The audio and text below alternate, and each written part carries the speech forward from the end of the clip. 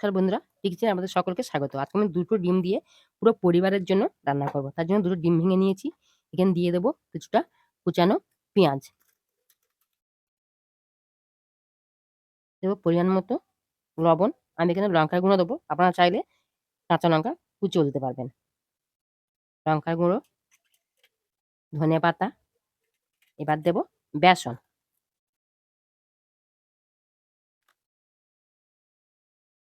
এটা খুব ভালো করে মেখে নেব। দেখুন এটা আমার খুব ভালো করে মাখা হয়ে গেছে। এবার আমি এগুলো ভাজবো।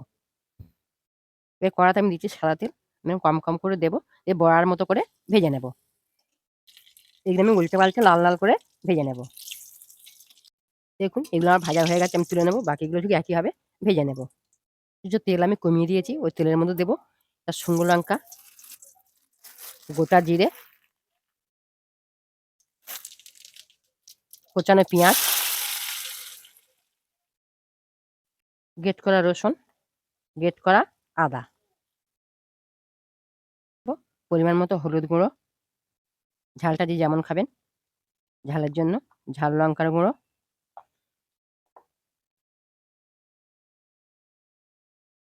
জিরের গুঁড়ো, ধনের গুঁড়ো। এটা আমি খুব ভালো করে কষিয়ে নেব। এবার দেব সামান্য জল যাতে মশলাটা না পুড়ে যায়। দেখুন মশলা তেল ছেড়ে দিয়েছে। মশলা খুব ভালো করে কষানো হয়ে গেছে। এবার আমি সরু করে আলু কেটে রেখেছি। আলুটা দিয়ে দেবো আর টমেটো দিয়ে দেবো। এবার দেবো পরিমাণ মতো লবণ। দিয়ে আমি খুব ভালো করে কষিয়ে নেব। দেখুন এটা খুব ভালো করে কষানো হয়ে গেছে। এবার আমি জল দেবো। যে যেমন গ্রেভি করবেন সেভাবে জল দেবেন। আমি একটু ঝোল রাখবো তাই আমি একটু জল বেশি দেবো। এবার আমি ঢেকে দেবো।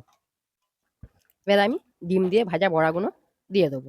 দিয়ে ৫ মিনিট ফুটিয়ে একটু গরম মসলা দিয়ে নামিয়ে নেব। দেখুন আমার ডিমের তরকারি রেডি হয়ে গেছে। আমি একটু গরম মসলার গুঁড়ো দিয়ে নামিয়ে নেব।